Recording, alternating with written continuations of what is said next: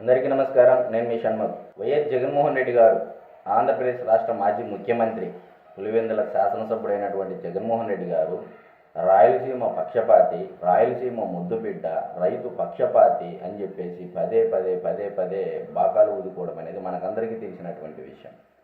మరి ఈరోజు ఎందుకు ఇదంతా మనం మాట్లాడుతూ ఉన్నాము అంటే, కూటమి ప్రభుత్వం అధికారంలోకి వచ్చిన తర్వాత మరి అదే రాయలసీమ వాసి అయినటువంటి నారా చంద్రబాబు నాయుడు గారు ఒక పనిని సంకల్పించడం జరిగింది. ఆ పని ఏంటి అంటే, ఈరోజు రాయలసీమకు ఎన్ని నీళ్లు లిఫ్ట్ చేయాలి, రాయలసీమకు నీళ్ళు ఇవ్వాలి, ప్రతి చెరువు నింపాలి, ప్రతి రిజర్వాయరు నింపాలి, ప్రతి ప్రాజెక్టు నింపాలనే ఒక సత్సంకల్పంతో ఈరోజు నారా చంద్రబాబు నాయుడు గారు రాయలసీమలో ఓదిరెడ్డిపాడు హెడ్ రెగ్యులేటర్ నుంచి అంద్రీనీవా జలాలు దాదాపు 190 రోజుల్లో 40 టీఎంసీల నీళ్లు లిఫ్ట్ చేయడం జరిగింది. ఇది రాష్ట్ర చరిత్రలోనే, అంద్రీనీవా చరిత్రలోనే ఇది అత్యధికమైనటువంటి రికార్డు. మరి 40 టీఎంసీల నీళ్ళ ద్వారా పులివెందుల నియోజకవర్గానికి కూడా, అంటే పులివెందుల టౌన్ నుంచి దాదాపు ఒక 5 నుంచి 10 కిలోమీటర్ల దూరంలో ఉన్నటువంటి ఎర్రబల్లి చెరువుకు కూడా అంద్రీనీవా జలాలు ఇవ్వడం జరిగింది. మరి ఏంటి, ఇదంతా బాగానే ఉంది. మరి చంద్రబాబు నాయుడు గారి మీద ఒక అసత్య ప్రచారం అయితే ప్రజల్లో ఉంది కదా అని మీ అందరికీ ఒక అనుమానం రావచ్చు, ఒక డౌట్ రావచ్చు.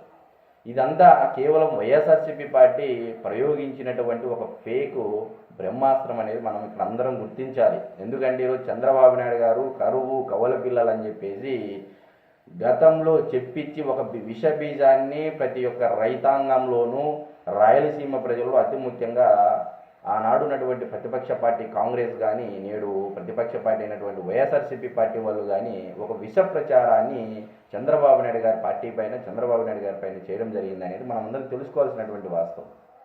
మరి నిజంగా రాయలసీమ పక్షపాతి, రాయలసీమ ముద్దుబిడ్డ అయితే 2021 సంవత్సరంలోనే ఇదే శ్రీశైలం ప్రాజెక్టు నుంచి కృష్ణా జలాలు 2200 టీఎంసీల నీళ్లు సముద్రంలో కలిసిపోయాయి.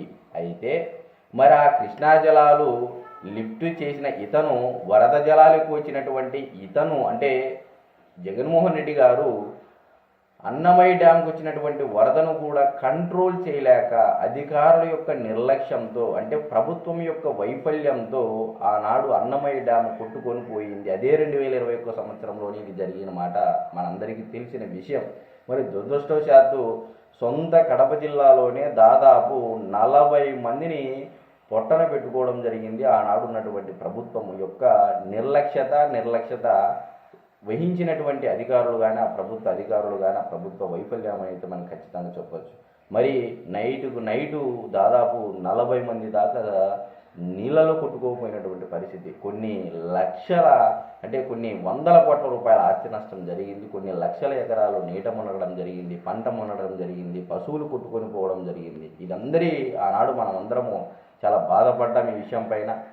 మరి ఈ రాయలసీమ ఏ ప్రాతిపదికన వైఎస్ జగన్మోహన్ రెడ్డి గారు నేను రాయలసీమ ముద్దుబిడ్డ అని చెప్పుకుంటున్నారనేది ఈరోజు రాయలసీమ ప్రజల్లో కూడా, అతి ముఖ్యంగా రాయలసీమ రైతాంగంలో కూడా చర్చ జరగాలి ప్రతి వేదిక పైన. ఈరోజు రాయలసీమ ముసుగులో ఉన్నటువంటి కొంతమంది కుహనా మేధావులు, సాగునీటి సమితి అధ్యక్షులు, వీళ్ళందరూ కేవలం వైఎస్ జగన్మోహన్ రెడ్డి గారు, వైఎస్ కుటుంబం అధికారంలో ఉన్నప్పుడు ఎవ్వరు రారు. కేవలం వాళ్ళ అధికారం కోల్పోయిన మాత్రమే తర్వాతనే ప్రతి ఒక్కరూ రాయలసీమకు అన్యాయం జరుగుతూ ఉంది, రాయలసీమకు అన్యాయం జరుగుతూ ఉందని చెప్పి చెప్తా ఉన్నారు. మరి గత కొంతకాలంగా మనం ఇదే రాయలసీమకు సంబంధించినటువంటి రాయలసీమ లిఫ్ట్ ఇరిగేషన్ పైన కూడా మనం చాలా వీడియోలో కూడా చెప్పడం జరిగింది. మరి ఆయన కేవలం తన యొక్క అనుయాయుల, కాంట్రాక్టర్ల లబ్ధి కోసమే రాయలసీమ లిఫ్ట్ ఇరిగేషన్ పనులు జీవో యుద్ధ ప్రాతిపదికన పనులు చేయడం జరిగింది. 900 కోట్ల రూపాయల బిల్లులు చెల్లించడం జరిగింది. మరి ఇదంతా ఈ ప్రజల సొమ్ము, అంటే పూర్వము రాజుల సొమ్ము రాళ్లపాలు, నేడు ప్రభుత్వం సొమ్ము జగన్మోహన్ రెడ్డి గారి పాలు అనే విధంగా తయారైపోయింది పరిస్థితి అనేది ఈరోజు రాయలసీమ రైతాంగం, రాయలసీమ ప్రజలు కూడా చర్చ చేసుకునేటువంటి పరిస్థితి.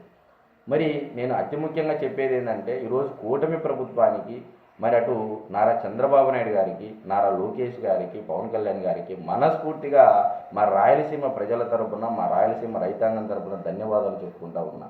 ఎందుకంటే ఇది అంద్రీనీవా చరిత్రలోనే అతి చరిత్ర అండి. ఇది 40 టీఎంసీల నీళ్లు లిఫ్ట్ చేయడం అంటే అంటే శక్తికి మించి, అంటే మామూలుగా ఆ శక్తి పంపింగ్ సామర్థ్యం నుంచి శక్తికి మించి ఎక్కువ లిఫ్ట్ చేయడం జరిగింది. సీఎం చంద్రబాబు నాయుడు గారిని కూడా కలవడం జరిగింది. పయ్యావుల కేశవ్ గారు, మరి అదేవిధంగా కాలువ శ్రీనివాసులు గారు కలిసి కూడా, బీసీ జనార్దన్ రెడ్డి గారు అందరూ కలిసి కూడా అభినందనలు తెలియజేయడం. 40 టీఎంసీలు కాదు 50 టీఎంసీల వరకు లిఫ్ట్ చేయండి అని చెప్పేసి కూడా నారా చంద్రబాబు నాయుడు గారు ఇంకా ఆదేశాలు ఇవ్వడం జరిగింది. ఇది ఒక చరిత్రకంగా మార్చండి అని చెప్పేసి కూడా ఆయన చెప్పడం జరిగింది. మరి 2021-22 సీజన్లో ఇదే వరద జలాలు సముద్రంలో కలిశాయి. 2024-25 సీజన్లో కూడా ఇదే వరద జలాలు పోయాయి. మరి ఎవరు ఏ విధంగా రాయలసీమకు నీటి వినియోగం ఉపయోగించుకోవడంలో రాయలసీమ ప్రజల మీద, రైతాంగం పైన ప్రేమ, చిత్తశుద్ధి, అంతఃకరణ శుద్ధి ఉందనేది రాష్ట్రంలో ఉన్నటువంటి ప్రజానికం అందరూ గమనించాలని చెప్పేసి నేను మనస్ఫూర్తిగా కోరుతా ఉన్నాను. నమస్కారం.